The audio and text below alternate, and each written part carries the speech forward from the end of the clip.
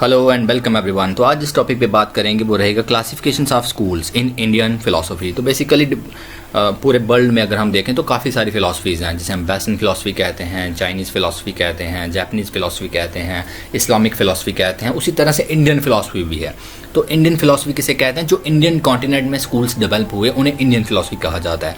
अब Indian philosophy की जब हम बात करते हैं तो बेसिकली 9 पॉपुलर स्कूल्स हैं, और वो जो 9 पॉपुलर स्कूल्स हैं उनको क्लासीफाई किया गया है 2 पार्ट्स में, आस्तिक और नास्तिक में। आस्तिक मतलब ऑर्थोडॉक्स और नास्तिक मतलब हिटेरोडॉक्स।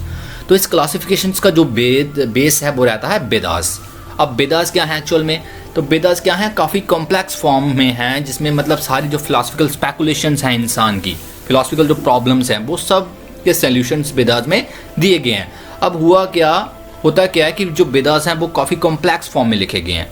एक ऑर्डिनरी पर्सन के लिए पॉसिबल नहीं है कि वो वेदास को समझ पाए। इसलिए हमारे जो ऋषिज थे उन्होंने क्या किया, वैदिक जो फिलॉसफी थी, जो वैदिक कॉन्सेप्ट थे, उनको सिंप्लीफाई करके स्कूल की फॉर्म में प्रेजेंट किया है। तो बेसिकली हमारे पास 9 स्कूल्स हैं और 9 के 9 स्कूल वैदिक फिलॉसफी को ही इंटरप्रेट कर रहे हैं। और इस तरह से हमारे पास कितने स्कूल हो जाते हैं? 9। तो जो अथॉरिटी ऑफ वेदास को मानते हैं, मतलब जो वेदास के पॉइंट्स को, वेदास के कंसेप्ट्स को मानते हैं, वो आस्तिक हैं, और जो वेदास को नहीं मानते हैं वो नास्तिक हैं। अब हुआ क्या कि जो वैदिक फिलॉसफी है वो रिचुअलिज्म पे, सैक्रिफाइसेस पे को काफ़ी इंपॉर्टेंस देती है। बट एक टाइम ऐसा आया कि जो मतलब बुद्ध, महावीर, चारवाक जैसे लोग थे, उन्होंने जो एक्सेस ऑफ रिचुअलिज्म सा, सैक्रिफाइसेस था, इसको क्रिटिसाइज करना शुरू कर दिया। क्लियर? तो ये जो है ये रिएक्शन है वैदिक सिस्टम के against. Buddhism, Jainism and Charvaka, ये मतलब अथॉरिटी ऑफ वेदास को नहीं मानते हैं, तो इनको नास्तिक कहा जाता है। और एक तरफ वो हैं जो अथॉरिटी ऑफ वेदास को मानते हैं, जिनमें आते हैं सांख्य, योग, न्याय, विशेषिका, मीमांसा एंड वेदांत। तो ये 6 स्कूल्स अथॉरिटी ऑफ वेदास को मानते हैं। तो यूजली ऑर्डिनरी लैंग्वेज में आस्तिक और नास्तिक टर्म्स किसके लिए यूज़ की जाती है? जो भगवान को मानते हैं वो आस्तिक होते हैं, और जो भगवान को नहीं मानते वो नास्तिक होते हैं। बट इंडियन फिलॉसफी में जब हम वर्ड आस्तिक और नास्तिक यूज़ करते हैं, इसका गॉड से कोई लेना देना नहीं है। बेसिकली अगर हम बात करें नास्तिक, फॉर्चुनेटली वो तीनों गॉड को नहीं मानते हैं। बुद्धिज्म, जैनिज्म और चारवाक में गॉड को नहीं माना जाता है। बट अगर हम आस्तिक की ही भी बात करें, वहाँ पे सांख्य हो गया, मीमांसा हो गया, योगा हो गया, ये भी गॉड को नहीं मानते हैं। योगा गॉड को मानता है, बट जो योगा का गॉड है वो सिर्फ ऑब्जेक्ट ऑफ मेडिटेशन है, रियल सेंस में वो गॉड को नहीं मानते हैं। तो चलिए शुरू करते हैं। हम देखेंगे कि जो 9 स्कूल्स हैं इनका जो बेसिक इंपॉर्टेंस क्या है फिलॉसफी में, और इनका मेन कंट्रीब्यूशन क्या रहा है। क्लियर? तो हम शुरू करेंगे आस्तिक ऑर्थोडॉक्स क्लासिफिकेशन से। तो जिसमें फर्स्ट स्कूल रहेगा हमारा सांख्य। क्लियर? सांख्य क्या? It is one of the oldest systems of Indian philosophy, सबसे पुराना सिस्टम है। और इनके जो फाउंडर हैं वो रहते हैं कपिल मुनि। और इनका जो मेन कंट्रीब्यूशन है फिलोसफी में वो था ड्यूलिज्म, प्लूरलिज्म एंड अथीइज्म्स। ड्यूलिज्म में जब बात करते हैं मेटाफिजिकल ड्यूलिज्म है, जिसमें वो बोलते हैं कि जो फंडामेंटल प्रिंसिपल्स हैं एग्जिस्टेंस के वो 2 ही हैं, पुरुष एंड प्रकृति। पुरुष मीन्स सोल और प्रकृति मीन्स बॉडी बोल सकते हैं आप उसको, डिटेल में हम बाद में देखेंगे इसको। एंड अगर प्लूरलिज्म की बात करें तो वो बोलते हैं जो पुरुष हैं, सोल हैं, वो बड़े सारे होते हैं। और साथ में है अथीइज्म, ये गॉड को नहीं मानते हैं। तो इनके अकॉर्डिंग जो वे टू मोक्ष है, वे टू लिबरेशन है, वो क्या है? जिस दिन आपको ये क्लियर हो गया कि पुरुष और प्रकृति दोनों सेपरेट हैं, यही कॉज बन जाएगा किसका? मोक्ष का। क्लियर? अब सेकंड स्कूल जो है हमारा वो है योग। तो योग क्या है? It's a practical school. यहाँ पे मतलब जो योगिक पोस्चर्स हैं, बॉडली पोस्चर्स हैं, इनको काफ़ी इंपॉर्टेंस दी गई है कि अगर आप अपनी बॉडी को ही मैनिपुलेट करें तो आप अपने सोल तक कनेक्ट हो सकते हैं, अपने माइंड को इतना मैनिपुलेट कर सकते हैं कि आप गॉड तक से कनेक्ट हो सकते हैं, तो आप मोक्ष पा सकते हैं। मतलब पुरुष और प्रकृति को जो समझना है वो हम अपनी बॉडली पोस्चर्स के थ्रू भी समझ सकते हैं। आप योग, सांख्य और योग को ना क्या बोला जाता है? ये अलाइड स्कूल माना जाता है। योगा थ्योरेटिकल साइड है और सांख्या थ्योरेटिकल साइड है और योग प्रैक्टिकल साइड है। तो मतलब योग सांख्या में थ्योरेटिकली लिखा हुआ, योगा में हम बहुत सारी चीज़ें प्रैक्टिस करते हैं।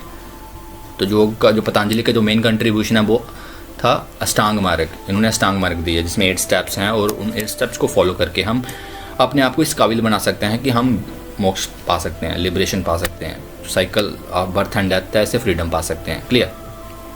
तो थर्ड स्कूल हमारा रहेगा यहाँ पे न्याय फिलॉसफी।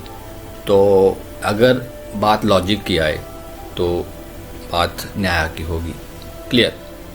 अगर बात एपिस्टेमोलॉजी की आती है तो बात न्याय की होगी। तो इंडियन फिलॉसफी में लॉजिक और एपिस्टेमोलॉजी में सबसे ज़्यादा कंट्रीब्यूट अगर किसी ने किया है तो वो न्याय ने किया है। मतलब नॉलेज की फील्ड में और लॉजिक की फील्ड में अगर सबसे ज़्यादा काम किसी ने किया वो न्याय ने किया हुआ है। मतलब जो न्याय की एपिस्टेमोलॉजी है it is accepted by almost all the school of Indian philosophy. Clear. तो न्याय के जो फाउंडर थे वो थे गौतम, और इन्होंने जो इनकी थ्योरी ऑफ एपिस्टेमोलॉजिकल थ्योरीज हैं उसमें ये 4 सोर्स ऑफ नॉलेज की बात करते हैं।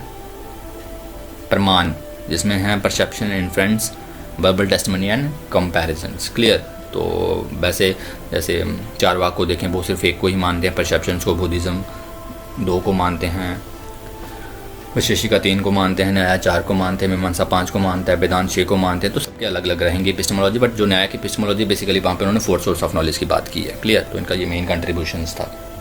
और अगर हम नेक्स्ट देखें तो वैशेषिका हैं, वैशेषिका न्याय का लाइड स्कूल्स है, और इनके जो वैशेषिका के फाउंडर है वो कनाद हैं।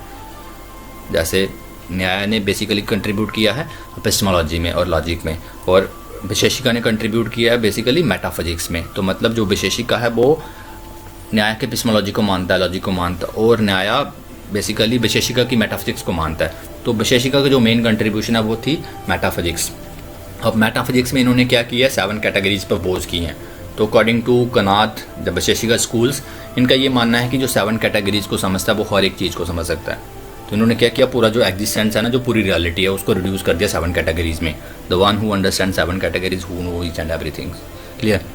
तो नेक्स्ट जो बात करेंगे हम वो रहेगा पूर्व मीमांसा। तो एक्चुअली ये 2 स्कूल है, दोनों अलाइड स्कूल हैं। जैसे न्याय और वैशेषिका अलाइड हैं, सांख्य योग अलाइड हैं, इसी तरह से मीमांसा और वेदांत भी अलाइड हैं।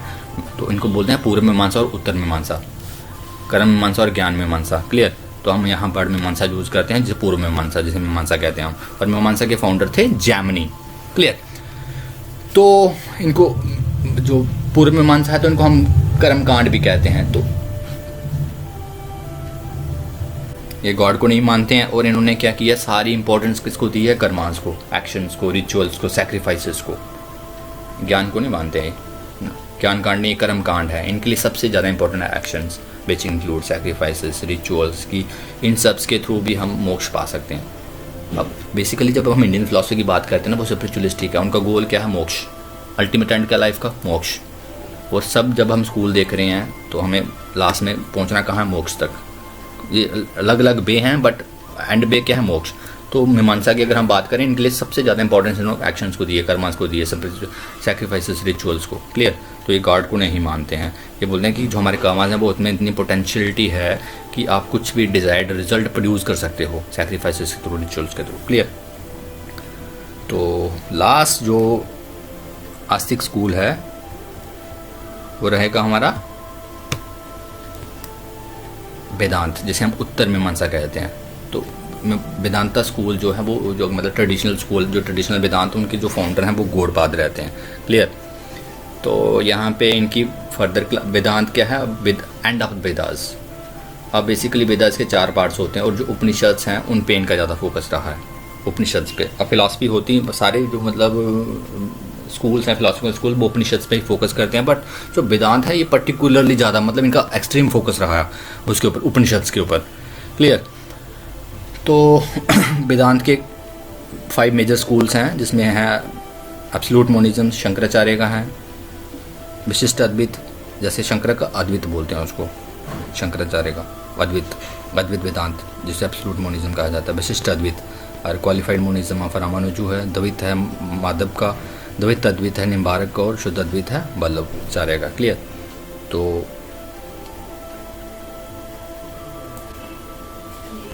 तो दूसरी साइड है हमारा नास्तिक स्कूल्स।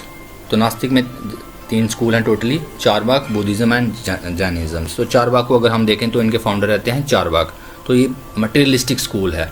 बेसिकली क्या है, इंडियन फिलोसफी को स्पिरिचुअलिस्टिक बोला जाता है और वेस्टर्न फिलोसफी को मटेरियलिस्टिक बोला जाता है। बट अगर इंडियन फिलोसफी की बात करें, वहाँ पे अगर हम मटेरियलिज्म देखें तो चारवाक जो है पर्टिकुलरली नोन फॉर हिज मटेरियलिज्म्स। तो मटेरियलिज्म होता क्या है, जहाँ पे मतलब सिर्फ मैटर को इंपॉर्टेंस दी जाएगी, जहाँ पे स्पिरिचुअल एलिमेंट्स को इंपॉर्टेंस नहीं दी जाएगी, जहाँ मेटाफिजिकल मैटर्स को इंपॉर्टेंस नहीं दी जाएगी, मतलब god, soul, hell, heavens, like entity को ये इंपॉर्टेंट नहीं मानते। इनके अकॉर्डिंग परसेप्शन ही एक सोर्स ऑफ नॉलेज है, और जो परसेप्शन के बियॉन्ड है वो एग्जिस्ट ही नहीं करता। मतलब इन्होंने अपनी एपिस्टेमोलॉजी को रिड्यूस कर दिया परसेप्शन में, और अपनी मेटाफिजिक्स को भी कहाँ रिड्यूस कर देते हैं, एपिस्टेमोलॉजी में, परसेप्शन में। जो चीज़ दिखेगी वो होगी, जो नहीं है वो नहीं है। तो ये गॉड, सोल वगैरह को मानते ही नहीं है। नेक्स्ट जो नास्तिक स्कूल है वो रहेगा हमारा